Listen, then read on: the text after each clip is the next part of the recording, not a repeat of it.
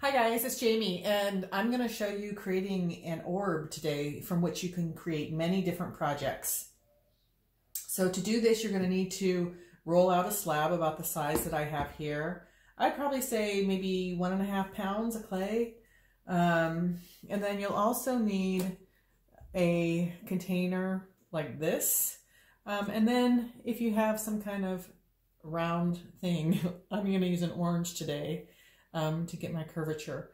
So let's begin.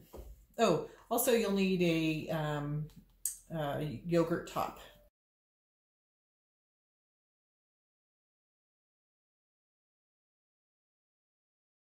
All right, so once you have your two circles of clay, then you're going to grab your orange or whatever you have. And I have this container, it just helps keep the orange in place. Another thing that's going to be helpful is if you have plastic or a napkin, you could use fabric. I cut up, paper goods are really rare right now, but I cut up a napkin and I'm just going to stick that over the orange like that. Then you're going to take your one of your circles and then just press it over. And then you're just going to go around the orange and press down. So if you notice here, you're creating a sphere or half sphere, a hemisphere. And then once you've got it fully pressed down all the way around, you can just easily pull it out, put it down off to the side. So let's repeat. And because I'm using the same piece of fruit here, it should be in the same size circle. These should match up perfectly. Once you've done that part, this is where you're going to have to wait for the next part. So you're going to set these aside and maybe let them set up for about an hour or so until they're a little bit more firm. So these ones I did about an hour ago, maybe a little bit longer, and they're, they're pretty, they're not totally set up, but they're a soft leather hard. So now I'm going to join them.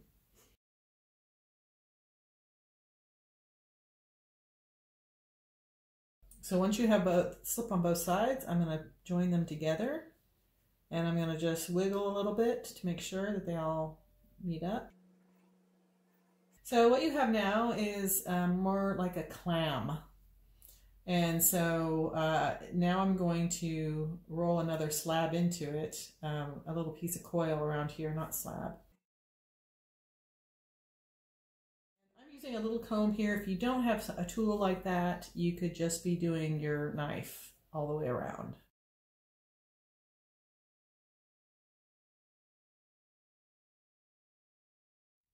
Your goal here is to trap the air. And once you've trapped the air, then you can start manipulating this form. So I'm just going around and I'm pressing it in, making sure that I've captured it, it's airtight. And then I'll start doing some shaping.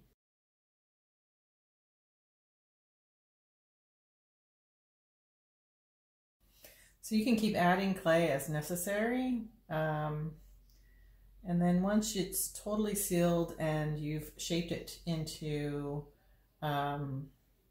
somewhat of a ball, now you can begin the serious shaping. And so to do the serious shaping, you're going to need to have another form that has a circle to it like this. And then you're going to keep going around a bit like this.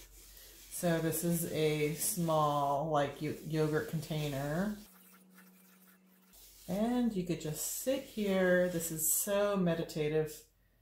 You could just sit here and do this and keep rotating the orb around as you go.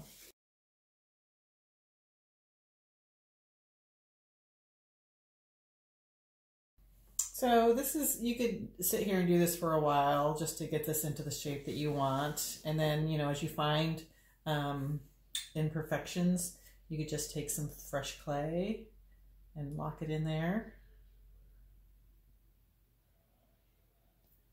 And then you can go back to this to help smooth it out. So there it is, my little ball. One of the things that you need to remember is if you're going to make these, maybe a bunch of them, and then come back and add to it, then you want to cover it in plastic all the way, top and bottom. Eventually, you're going to have to poke a little hole in this because clay is going to shrink and it's going to come apart at the seam if you don't have some kind of way for the air to escape. So for right now, while I'm thinking about my options, I'm going to put it under plastic and then come back.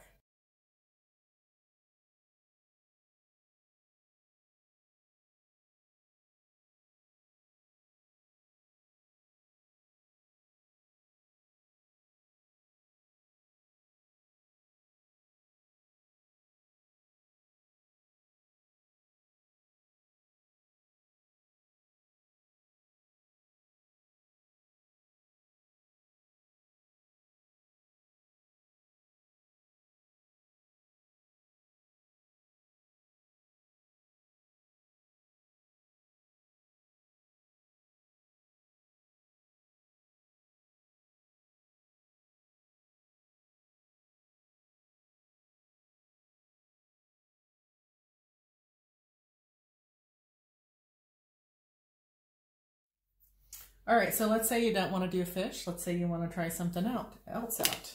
So what I'm going to do is deconstruct my fish.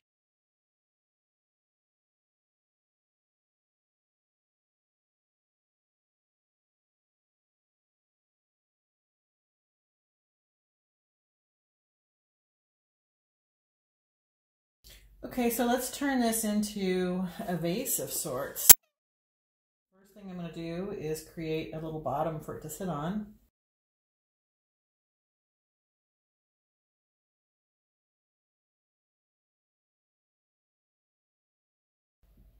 And now I just need to create a little lip for it up top.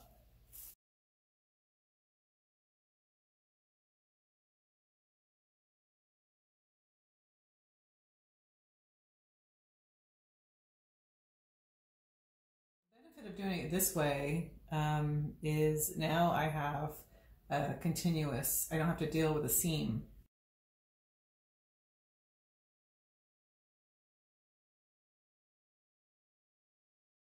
But I keep wondering if this was a little bit taller, if I would like it better. So there must be something with proportion, like, you know, with this being bigger, then this can be smaller, but maybe just need to be wider and chunkier. Or this can just be, this portion be much taller and have it be more pleasing. So let me cut this. Hey, that's not bad. So when last I saw you, I had put a bottom on this sphere and I had rolled out this top. Since then, I have gone through with my finger and just smoothed over the middle. I noticed on some of the video playback how rough it was inside here. So I did that. The other thing I did in preparation for adding it on here is I just held it in my hand and I just went around it with my fingers and I made it fold over a little bit more. So now you can see it flares at the bottom. So what I'm going to do next is add it to this piece here.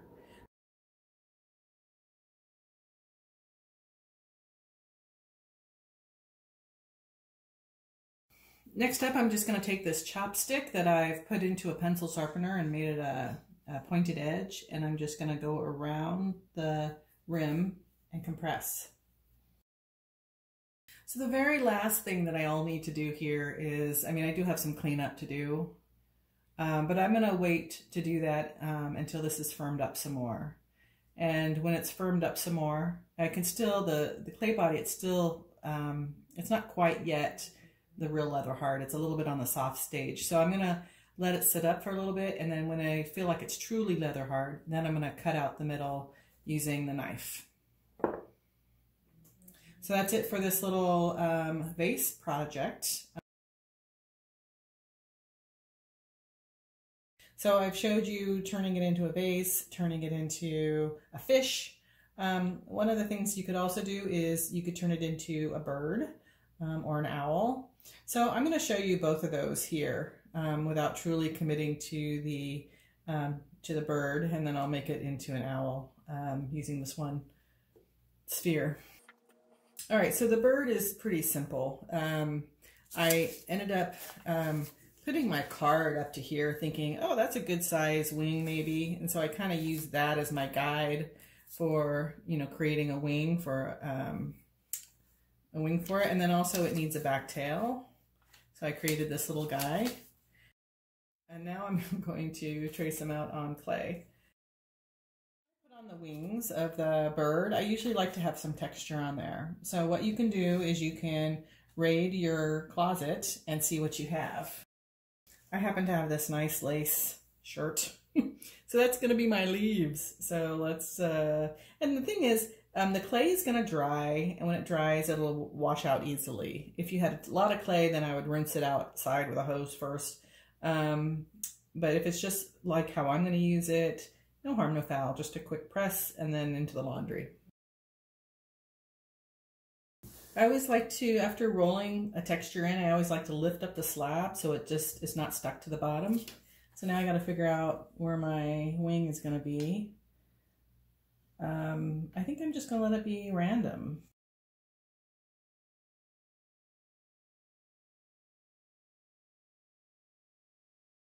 So the next bit that I'll need is a head. And the way that I'm going to do that is I just created a ball, and now I'm going to pinch it into place. And what you can do is just flare the edges out a bit for where you're going to attach it, just so it's not, so it's an easy transition. So a note about attaching this on here, because this is an empty space in here, you're going to create a hole here before you attach permanently. So I'm not going to attach permanently because I'm going to show you the owl as well. So let's just put that on there for now. The other thing too is I would typically put a beak on. So I'm just going to take a little piece of clay, rub it between my fingers. And I usually don't, you know, you could put it anywhere. I kind of like to infer that the bird is looking at something. So I put it off to the side so its head is turned. So I like the wings higher than the tail, so I would probably put the tail on first and then adjust the wings. Another thing I would do probably is tap this down to make the bottom flat.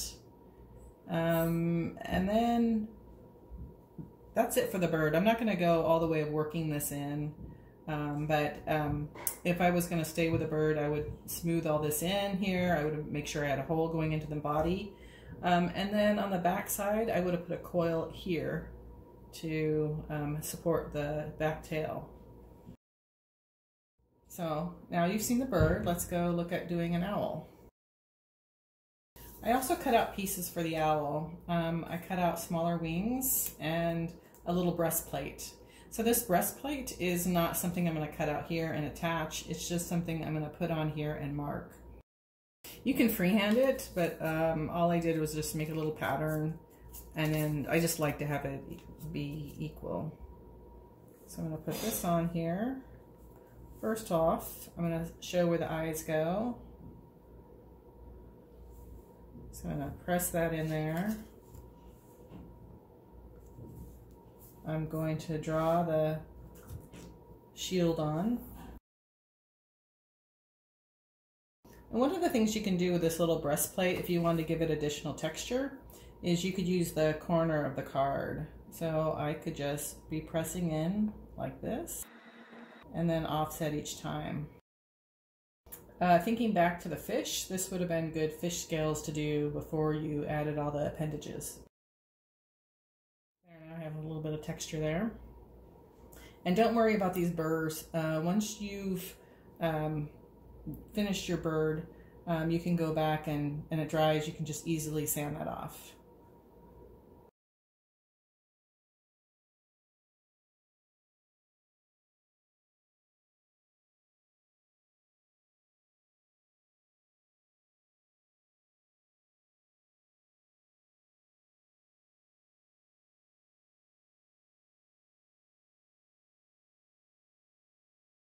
Another interesting place to look for texture is the bottom of your shoe.